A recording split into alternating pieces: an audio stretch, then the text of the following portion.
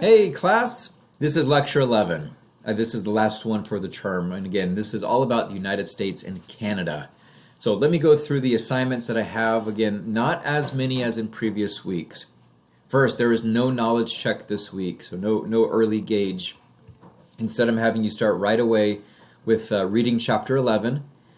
I do have one short multiple choice assignment, a video called 80% of Americans Live East of This Line.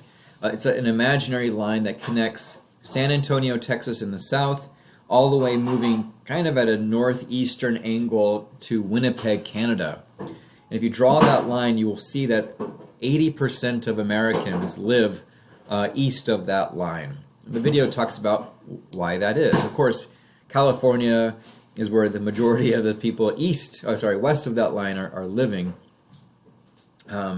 So we'll talk about why. Why is this the way that it is? We also have a final map analysis, and this one is exploring U.S. population patterns. Thanks to the census data, every 10 years we get information about where people live, who has moved, and how has population dispersed over time. And so we'll look at population patterns, where people are migrating to, try to understand why people are moving to that area or away from that area. For instance, in the last during my lifetime, people have largely flocked away from the Great Lake regions where there used to be tons of industry and jobs, and people have largely moved to the southwest, to the desert regions of Arizona, Nevada, Colorado, and of course California. People have also moved south, Florida, Texas. We've seen huge numbers of people move south. So we'll try to understand why that is. And then finally, I do have a reading quiz for you, again, just to help you assess what you've picked up and make sure you understand elements of Chapter 11.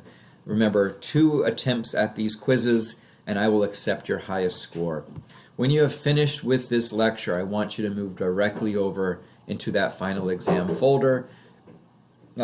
You don't need to take the exam right away, but I need you to start thinking about that exam. And if you haven't already, begin reviewing that content from previous weeks so that you can do well on this exam.